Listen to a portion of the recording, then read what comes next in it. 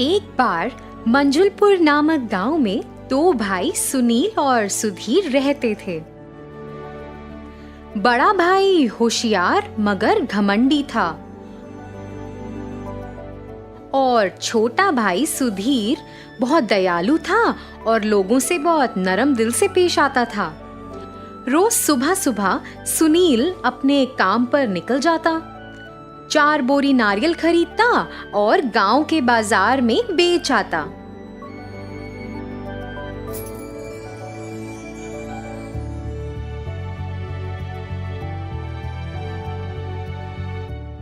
इस तरह वह पैसा कमाता था और अपने परिवार का खर्च उठाता था। लेकिन सुधीर अपने बेटे को तैयार करने और उसे स्कूल भेजने के अलावा कुछ नहीं करता था।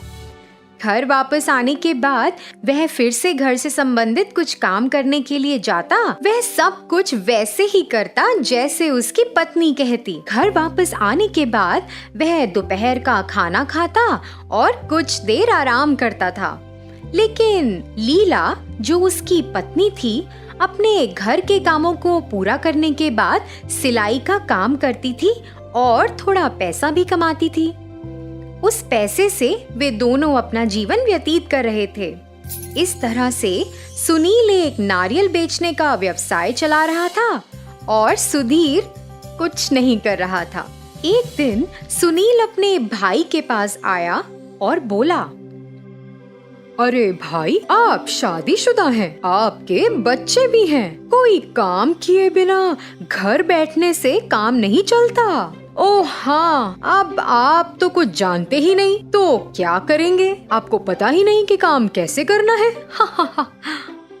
सुनील सुधीर को सुझाव देने के बजाय हर समय उसे चिढ़ाता था। सुनील की यह बात लीला को पसंद नहीं आती थी। हे भगवान, इसे तो और कुछ काम ही नहीं है, ये तो बस सुधीर को चिढ़ाता रहता है। इसका मुंह बंद करने के लिए सुधीर को कुछ काम करना शुरू करना होगा। ये तो और भी लोगों के पास जाके ये सब बातें करेगा और बाकी सब लोग भी सुधीर को चिढ़ाने लग जाएंगे। इन सब बातों से परेशान एक दिन जब वह अपने विचारों में खोई हुई मंदिर से अपने घर वापस आ रही थी, रास्ते में अचानक एक संत ने कुछ कहना शुरू कर दिया। अपने पति की चिंता मत करो। और तुरंत लीला उनके पास चली गई। संत ने अपनी शक्तियों का उपयोग किया और उसके हाथों में एक छेद वाला करछुल दिखाई दिया। यह करछुल लो और अपने पति को दे दो, इससे उसकी किस्मत बदल जाएगी। लेकिन जब वह इसे ले रही थी तो उसके मन में एक सवाल आया। स्वामी जी, इस करछुल के साथ मेरे पति क्या कर सकते हैं? बेटी, भाग्य तुम्हें रास्ता दिखाएगा। बस इतना कहकर संत लीला को घर भेज देते हैं। लीला ने यह सोचना बंद नहीं किया कि करछुल उसके पति के लिए कैसे उपयोगी होगा। सुधीर ने अपनी पत्नी के हाथों में करछुल को देखा और उसे लेने और देखने के लिए दौड़ पड़ा। लीला, तुमने क्या खरीदा है? एक करछुल? वाह वाह, बहुत अच्छी बात है। यह करछुल कोई साधारण नहीं है, यह बहुत शक्तिशाली है। यह हमारे भाग्य को बदल सकता है। इसके अलावा यह करछुल तभी काम आएगा जब इसका उपयोग आप खुद करेंगे, तभी ये हमारे जीवन को आगे बढ़ने के लिए मदद करेगा। हमारे गांव के संत ने यह बात स्वयं मुझे बताई है। अच्छा, तो इसका मतलब है कि करछुल एक जादुई चीज है। उन्होंने मुझे ये तो नहीं बताया कि वह जादुई है या नहीं, लेकिन ये कैसे उपयोगी बनेगा यह हमारे पर निर्भर है। ठीक है, चलो एक काम करते हैं। चलो इस करछुल को किसी तरीके से आजमाते हैं ताकि पता चल सके। हाँ, ये ठीक है, अच्छा विचार है, चलो करते हैं। तो इस तरह से सुधीर करछुल को पकड़ता है। लीला विभिन्न प्रकार के भोजन तैयार करने के लिए हर चीज को कम से कम मात्रा में तैयार रखती थी, जिसे करछुल के साथ परोसा जा सके। सबसे पहले उसने समोसे को तलने के लिए गरम तेल में डाला। सुधीर ने समोसे को तलने के लिए करछुल का इस्तेमाल किया और उसे तेल से बाहर निकाला, लेकिन कुछ भी नहीं हुआ। उन्होंने मिर्च उठाई और तेल में डालकर उसे तलने दिया। इस बार भी सब कुछ वैसा ही था, हमेशा की तरह। तीसरी बार जब वह जलेबी बना रहे थे और तलने के लिए उन्होंने करछुल का इस्तेमाल किया। हालांकि शुरू में तो बस 4 ही जलेबी थी, लेकिन अचानक सैकड़ों जलेबियां तेल से बाहर निकलना शुरू हो गईं। सुधीर और लीला दोनों इसे देखकर आश्चर्यचकित हो गए और उन्हें तब उस करछुल की शक्ति का एहसास हुआ।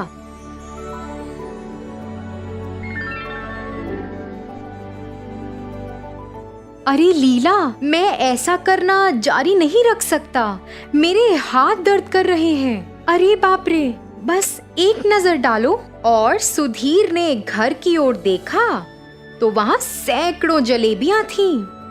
सुधीर तो उन सबको देखकर हैरान ही रह गया। अरे लीला, हम इसे कैसे खा सकते हैं? हे भगवान, आप ऐसा सोच भी कैसे सकते हैं कि इन सभी जलेबियों को हम खा सकते हैं? मुझे लगता है हमें एक काम करना चाहिए। हम इन सब जलेबियों को गांव में जाकर बेच सकते हैं। अगर हम इन्हें बेचेंगे तो हमें कुछ पैसा भी मिलेगा। उस पैसे से हम अपने जीवन को बेहतर बना सकते हैं। अब समझ आ रहा है कि संत ने मुझे क्या कहा था। ठीक है, लेकिन अगर हम इस जलेबी को गांव में बेचना चाहते हैं तो इसका स्वाद बहुत अच्छा होना चाहिए, तभी गांव के लोग इसे खरीदेंगे। जैसा कि सुधीर ने कहा, उन्होंने जलेबी का स्वाद चखा।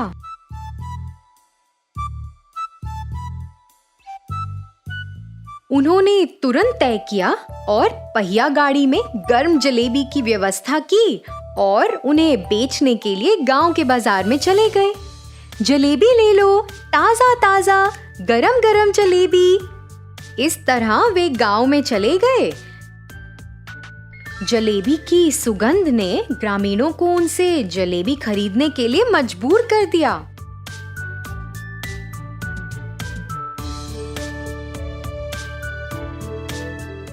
उस समय सुनील अपने रास्ते पर लोगों के एक समूह को देखकर सोचने लगा, अरे यह सब क्या हो रहा है? इतने लोग यहाँ इकट्ठा क्यों हैं? मुझे लगता है कि कुछ तो हो रहा है। वाह वाह, यही सही जगह है मेरे नारियल को बेचने के लिए। उसने ऐसा सोचा और वहाँ चला गया।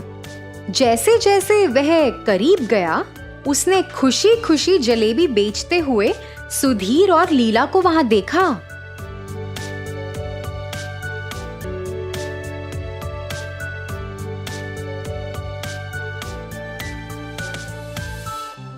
अरे, ये लोग कैसे इस जलेबी को बेच पा रहे हैं?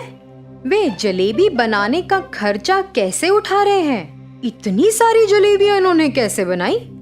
अरे, ये तो संभव नहीं है। ये कुछ तो अजीब है।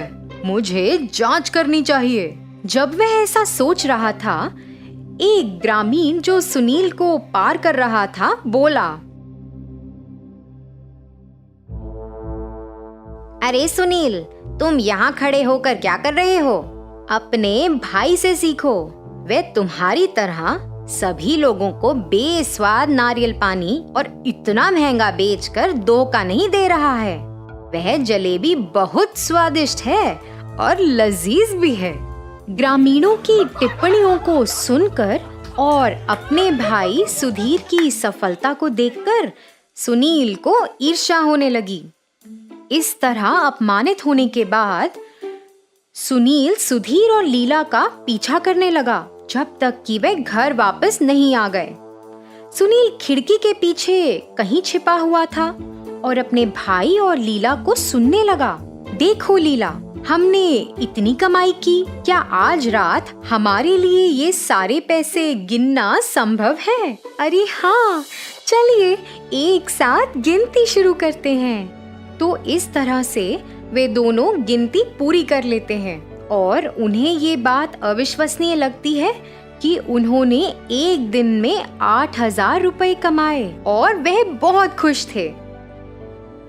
लीला, चलो हम इनमें से 6,000 रुपए मेरे भाई सुनील को दे देते हैं, उसकी मदद हो जाएगी। मुझे पता चला कि उसका व्यवसाय घाटे में चल रहा है। यदि हम इसे देकर उसकी मदद करते हैं तो इससे उसे एक अच्छे व्यापारी से अच्छे नारियल प्राप्त करने में मदद मिल सकती है। फिर उसका व्यवसाय अच्छा हो सकता है और उसका परिवार खुशहाल रह सकता है। क्या कहती हो? जी, ये ठीक नहीं है। वो हमेशा आपको टोकता रहता है और आपको बेकार समझता है। और आपने देखा नहीं आपको कैसे चिढ़ाता है वो? आप क्या भूल गए हैं? हम अब पैसा कमाने में सक्षम हैं, इसलिए आप जो चाहते हैं वो कर सकते हैं। और फिर सुनील शुरू से ही सुधीर और लीला को सुन रहा था। उसे अपनी गलती का एहसास हुआ और बिना किसी दूसरे विचार के वह सीधे अपने भाई सुधीर के पास चला गया और उसे गले लगा लिया। उसने अपनी गलतियों के लिए माफी भी मांगी। जैसे कि सुधीर ने सुनील की मदद की, इससे सुनील का जीवन आसान हो गया था और उसने अपना व्यवसाय उचित स्थिति में कर भी लिया था। यहाँ तक कि सुधीर और लीला ने जलेबी बनाना जारी रखा और उन्हें रोजाना गांव में बेचा और पर्याप्त पैसा कमाया। इसी तरह उनका जीवन बहुत सरल हो गया था। सुबह उठकर वनजाक्षी देखती है कि जहाँ पिछली रात को एक छोटा सा पौधा था, वो अगले दिन एक बड़ा 6 फुट वाला पेड़ बन चुका था। और इतना ही नहीं, उनपे बैंगन भी इतने भरे भरे और 4 गुना बड़े भी उग गए थे। ये देख वनजाक्षी अपनी आंखों का खुद यकीन नहीं कर पा रही थी। पेड़ के पास आकर उसे जांचने लगती है। ये कैसे हुआ? ये मुमकिन कैसे है? कल तक तो ये पौधा था, आज पेड़ कैसे बन गया? वो ऐसे सोच में पड़ गई थी कि इतने में उसकी बेटी वसुंधरा वहां आकर उस पेड़ को देख ऐसे ही चौंक जाती है। कुछ देर बाद वो हार मानकर कुछ बैंगन को लेकर उनका भरता बनाती है। बस वो भरता स्वादिष्ट था। उस स्वाद पे फिदा होकर माँ बेटी दोनों बचे कुछ बैंगनों को उनके आजू बाजू पड़ोसी लोगों में बांट देते हैं। अगले दिन उस बैंगन के स्वाद पे फिदा होकर बार बार वनजाक्षी के घर आकर उनसे बैंगन पूछते हैं। और इतना ही नहीं, जितने बैंगन को कल वो पेड़ से तोड़े थे, उतने ही बैंगन अगले दिन वापस उग गए थे। ये देख माँ बेटी दोनों आश्चर्यचकित हो जाते हैं। तब दोनों फैसला करते हैं कि इन बैंगनों को मुफ्त में नहीं देना है।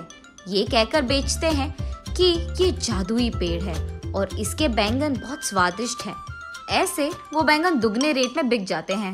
कुछ ही दिनों में इन स्वादिष्ट बैंगनों के बारे में और वो बड़ा सा बैंगन के पेड़ के बारे में इधर उधर बात फैलकर आजू बाजू पड़ोसी शहर तक पहुंच जाता है। इसलिए हर रोज सुबह शुरू होते ही पेड़ में भर के बैंगन उगते थे और उनके लिए लोगों की लाइन लग जाती थी सुबह सुबह, और वो भी वनजाक्षी के घर के बाहर। वनजाक्षी का पैसों का डिब्बा हर रोज पैसों से भर जाता था और ये बहुत साधारण सी चीज होती थी। कुछ ही दिनों में वनजाक्षी का नाम बैंगन से जुड़ गया और सब उसे बैंगन बेचने वाली वनजाक्षी करके बुलाने लग गए। और इतना ही नहीं, वो बहुत कम समय में उस सारे गांव में सबसे अमीर बन जाती है। बड़ी सी बंगला बनवाती है और उस बैंगन के पेड़ के चारों ओर बाड़ लगवा देती है और उस पेड़ के पास एक सिक्योरिटी गार्ड को भी रख लेती है। एक दिन वसुंधरा वनजाक्षी के पास जाकर ऐसे कहती है, माँ, रातों रात एक छोटा सा पौधा इतना बड़ा पेड़ कैसे बन गया? और ऊपर से अगर सारे के सारे बैंगन हमने तोड़ दिया तो भी अगले दिन उनके जगह में उतने ही भर के बैंगन उग जाते हैं। ये कैसे मुमकिन है? अरे हाँ, मैं भी इस चीज के बारे में सोचना भूल गई। चलो जो भी हुआ उनसे हमारा अच्छा ही तो हुआ। अब तो मुझे तुम्हारी शादी की भी कोई फिक्र नहीं है बेटा, ऐसे कहती है। और ठीक तभी वनजाक्षी को एक बात याद आती है उस समय में जब भी वनजाक्षी के लिए रिश्ते लाते थे तो कुछ भी सेट नहीं होता था। अगर वसुंधरा को लड़का पसंद आ गया तो लड़के वालों को इनका दहेज नहीं पसंद आता था, और अगर लड़के ने वसुंधरा को पसंद कर लिया तो वसुंधरा को वो लड़का पसंद नहीं आता था। ऐसे बहुत सारे रिश्ते देख देख कर वनजाक्षी थक कर ये सोचने लगती है कि शायद उसकी बेटी के कुंडली में कोई दोष है, इसीलिए वो बहुत सारे पूजा पाठ करवाती रहती थी। ऐसे ही एक दिन वो मंदिर में पूजा करवा के घर लौटती रहती है। तब रास्ते में उसे एक बैंगन का टुकड़ा नजर आता है। उसे लेकर वो अपने घर के सामने रख देती है, और कुछ दिन बाद उस जगह में एक छोटा सा पौधा उग गया था। मंदिर जाने से पहले उन बैंगनों को देख वनजाक्षी सोचती है, घर आने के बाद ना इन बैंगनों का एक बहुत अच्छा भरता बनाना है मुझे।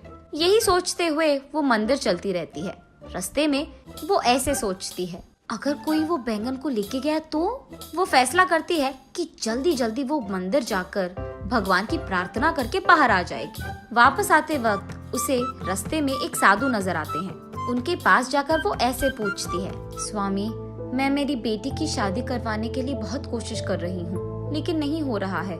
कृपा करके इसका कोई हल निकाल दीजिए। ठीक है, उस जगह पे बैठकर अपनी पूरी मन से प्रार्थना करो, ऐसे कहते हैं साधु। तब वनजाक्षी उस साधु के सामने बैठकर इसी डर में पड़ी रहती है कि कहीं कोई उस बैंगन को चुरा ना ले। हे भगवान, मेरे घर जाने तक उन बैंगनों को संभाल के रखना, किसी को उसे चुराना नहीं है। इसका प्रार्थना करके वो उठकर साधु के पास जाकर आशीर्वाद दीजिए स्वामी, ऐसे कहती है। तब साधु कहते हैं, जो प्रार्थना तुमने अपने मन से, पूरे मन से किया है, तुम्हें वो हासिल होगा, और वो भी दुगने में। जाओ बेटी। तब जाकर वनजाक्षी को समझ आता है कि हुआ क्या था, और वो वसुंधरा को ये सब समझा देती है। तो तुमने मेरे शादी के बारे में नहीं, बैंगन के बारे में प्रार्थना किया था? हाँ, तुम भी ना, ये कहकर हंस लेती है। चलो जो भी हुआ, हमारा तो भला ही हुआ ना बेटी। इस बैंगन के पेड़ के वजह से हम अमीर बन गए हैं, और कल ही तुम्हारा स्वयंवर है, तैयार हो जाओ। ये कहकर आजू बाजू पड़ोस के सारे गांव में डंडोरा पिटवाती है कि उससे भी अमीर लोग उसकी बेटी से शादी करने के लिए स्वयंवर आ जाए। तब तक बैंगन बेचने वाली वनजाक्षी तो बहुत प्रसिद्ध थी, और उस घर के जादुई बैंगन का पेड़ भी। इसीलिए उससे रिश्ता पक्का करने के लिए बहुत सारे अमीर लोग लाइन में लग गए थे। उनमें से अमीर और अच्छा दिखने वाले एक आदमी से वनजाक्षी अपनी बेटी वसुंधरा की शादी करवा लेती है। कुछ दिन बाद जब उसके सारे जिम्मेदारियां खत्म हो गई थी, वनजाक्षी उस बैंगन के पेड़ के पास बैठकर ऐसे सोचने लगती है, उस दिन मुझे इस बैंगन के बारे में काश कुछ सोने का ख्याल आया होता।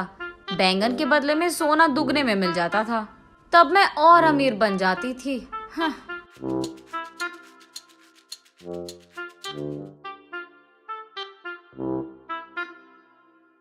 अगले दिन सुबह उठ के देखने पर उस बड़े बैंगन के पेड़ के जगह में वही पुराना वाला छोटा सा पौधा था जो वनजाक्षी ने वहां लगाया था।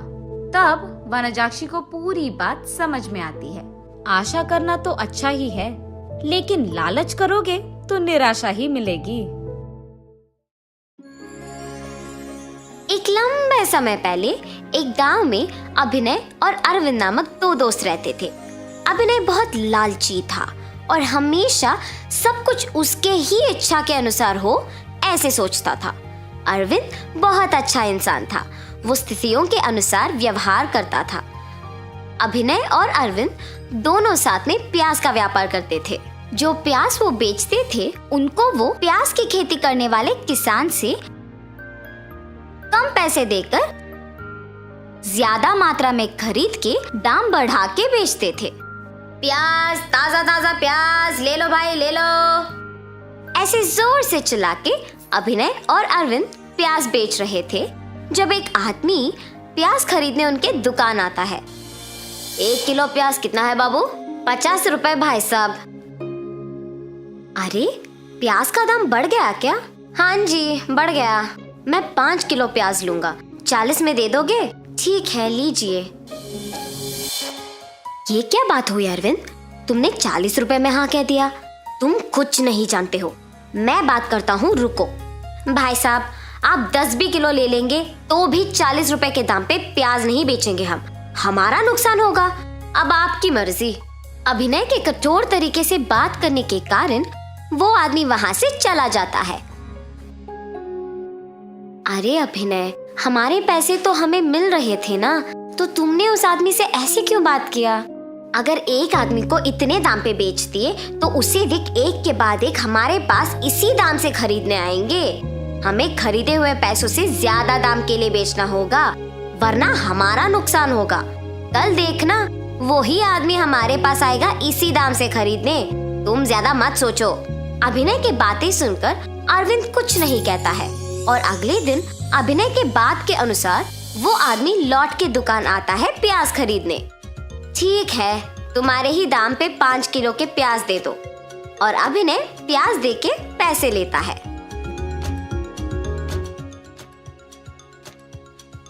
देखा तुमने अरविंद, अगर कल हमने 40 के दाम पे बेचा होता तो 50 रुपयों का नुकसान होता। अभिनय, हमेशा ऐसे जिद्दी होना अच्छा नहीं है। हमें परिस्थितियों के अनुसार चलना होगा, वरना बहुत कठिनाइयों का सामना करना पड़ेगा। है, तुम्हारे कहे के प्रकार करेंगे तो सिर्फ नुकसान मिलेगा। अरविंद अपने दोस्त के खिलाफ ना जाने के इरादे से उसे कुछ नहीं कह पाता है। दुकान में प्याज कम होने के कारण अगले दिन दोनों प्याज खरीदने जाते हैं। अरविंद, इस बार हमने प्याज को ज्यादा दाम पे खरीदा है, इसलिए हमें इनको ज्यादा दाम पे बेचना होगा। ठीक है अभिनय। ऐसे प्याज को ध्यान से बेचने लगते हैं। प्याज को खरीदने के एक दिन बाद उनका दाम बहुत गिर जाता है और ये बात अरविंद को हर रोज की तरह अखबार पढ़ने के कारण अभिनय से पहले पता चलता है। मुझे ये बात तुरंत अभिनय को बताना चाहिए, वरना वो सबको दाम बढ़ा के बताएगा और प्याज नहीं बिकेंगे। और ऐसे अभिनय को बताने जाता है। अभिनय, अभिनय, क्या हुआ अरविंद, क्यों इतना जोर से चिल्ला रहे हो? प्याज का दाम बहुत घट गया। अब तुम दुकान पे आए हुए लोगों को ज्यादा दाम बोल के वापस मत भेजो, बाद में हम ही लोगों को पछताना होगा। क्या तुमने इसीलिए इतने जोर से चिल्लाया? इसमें कौन सी बड़ी बात है, कुछ दिनों में दाम वापस बढ़ जाएगा। इतना ही नहीं, हमें सबसे पहले किसानों के पास जाके सारे प्याज खरीद लेना होगा, ताकि गांव में किसी और के पास बेचने के लिए प्याज ही ना हो। दाम बढ़ने तक हम प्याज को छुपा लेंगे। मगर अभिनय, अगर हम तब तक इंतजार करेंगे तो प्याज खराब हो जाएगा ना, उसके बाद हम ही पछताएंगे और अब जितना पैसे भी नहीं मिलेंगे। अरविंद, तुम ऐसे क्यों सोचते हो? मेरे सोच के अनुसार करेंगे तो ज्यादा पैसे मिलेंगे। इस बार के लिए मेरी बात सुनो बस।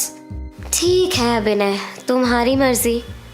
और अरविंद अपने दोस्त के मनाने पर प्याज ना बेच के ऐसे ही रखता है और इंतजार करता है कि कब दाम बढ़ेंगे। ऐसे बहुत दिनों के बाद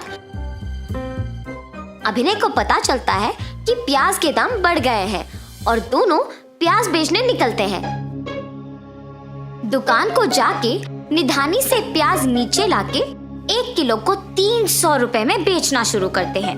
गांव में कहीं और प्याज न मिलने पर दाम का बढ़ना लोगों को आश्चर्यचकित कर देता है। लोगों को प्याज की जरूरत है और कोई चारा ना होने पर वो 1 किलो के 300 रुपए दे के खरीदते हैं। इसके कारण अभिनय और अरविंद के व्यापार में बहुत लाभ होता है। इससे अभिनय का लालच अधिक हो जाता है। वो अरविंद की बात बिल्कुल नहीं सुनता है और इस अभ्यास को नियमित करता है। लाभ के लालच में अभिनय अरविंद के बातों को नजरअंदाज करके गांव के सारे प्याज को खरीद के दाम के बढ़ने का इंतजार करके तब तक प्याज को छुपा के उन्हें बहुत महंगे दाम पे बेचना आदत बना लिया था। ऐसी समय में एक बार प्याज के दाम बढ़ने का इंतजार दिनों से महीनों में बदलना शुरू हो जाता है। प्याज को निधानी पे रखे बहुत दिन हो जाते हैं। अरविंद को दुकान में से बदबू आती है। जब वो जाके निधानी जांचता है तो देखता है कि सारे प्याज सड़ जाते हैं। अरविंद तुरंत अभिनय को बुला के उसे सड़ी हुई प्याज दिखाता है। नुकसान पाकर अभिनय को उसकी गलती का एहसास होता है। उसकी लालच और स्वार्थ के कारण नुकसान होना और अरविंद की बात ना मानना उसे बहुत दुख करता है। अरविंद, ये सब मेरे लालच के कारण ही हुआ है, मुझे माफ करो। हमेशा तुम्हारी ही इच्छा के अनुसार सब कुछ होना चाहिए, ऐसा व्यक्तित्व अच्छा नहीं है। कम से कम अब समझो कि परिस्थितियों के अनुसार चलना ही अच्छा है। हाँ अरविंद, हमें पता नहीं कि कब हमारी स्थिति बदलेगी, इसीलिए उनके ही अनुसार चलना भला है। अगर तुम्हारी बात सुनी होती तो आज हमारा नुकसान नहीं होता। मुझे लालची नहीं होना था, अब आगे ऐसे कभी नहीं होगा। तुम्हें अपनी गलती का एहसास हो गया ना, मुझे सिर्फ इतना काफी है। जो हो गया सो हो गया, अब से हम ध्यान रखेंगे।